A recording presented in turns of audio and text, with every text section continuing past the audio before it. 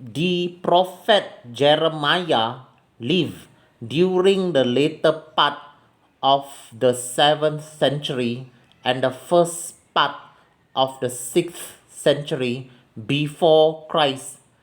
During his long ministry, he warned God's people of the catastrophe that was to fall upon the nation because of their idolatry and sin. He lived to see this prediction come true with the fall of Jerusalem to the Babylonian king Nebuchadnezzar, the destruction of the city and the temple, and the exile to Babylonia of Judah's king and many of the people. He also foretold the eventual return of the people from exile and the restoration of the nation. The book of Jeremiah may be divided into the following parts: the call of Jeremiah, messages from God to the nation of Judah and its ruler during the reigns of Josiah, Joachim, Jehoiachin, and Zedekiah. Material from the memoirs of Baruch's Jeremiah secretary, including various prophecies and important events from the life of Jeremiah. Messages from Jehovah about various foreign nations, a historical appendix giving an account of the fall of Jerusalem and the exile to Babylon.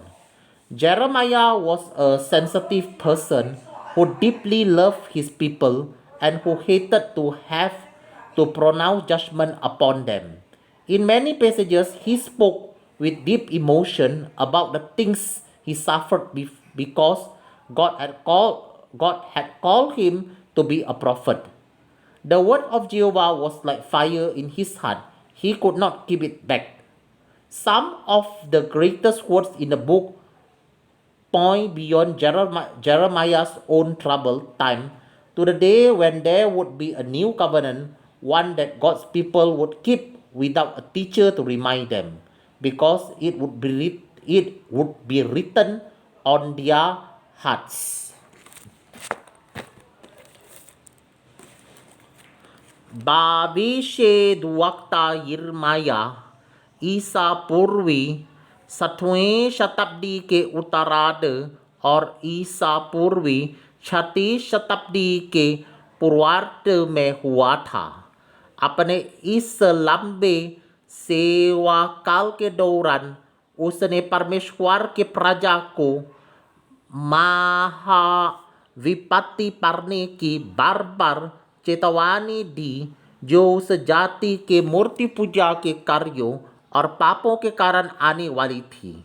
वो अपने इन भविष्यवाणियों को पूरा होते हुए देख पाया।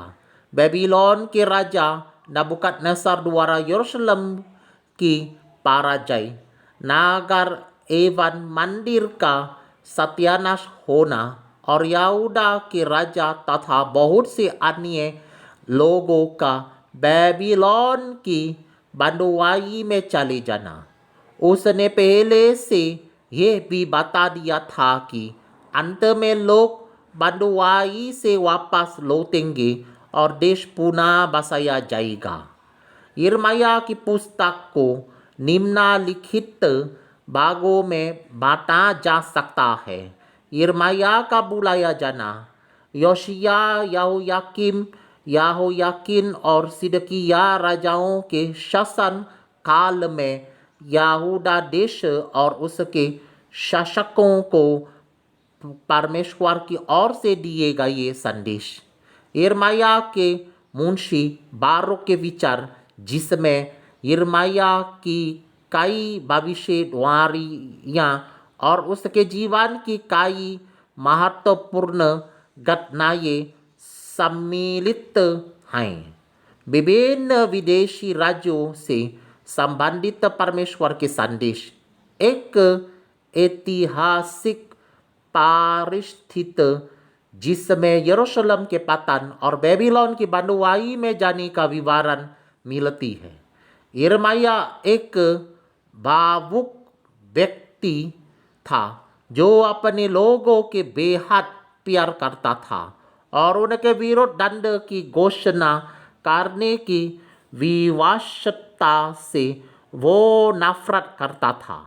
कई परिच्छेदों में वो बहुत भावुक हो सकता है कि उसे कितनी पीड़ा का अनुभव हुआ था, क्योंकि परमेश्वर ने उसे एक नबी होने के लिए बुलाया था। परमेश्वर का वचन उसके हृदय में आग के समान था, वो उसे दबा कर नहीं रख सकता था। इस पुस्तक के कुछ महान वचन यिर्मयाह के संकट बारे समय से पारे उस दिन की ओर संकेत करते हैं जब एक नई वाचा बांधी जाएगी। इस नई वाचा का परमेश्वर के लोग बिना किसी शिक्षक की सहायता के पालन करेंगे, क्योंकि वो उनके हृदयों पर लिखी रहेगी। Alright, I am done.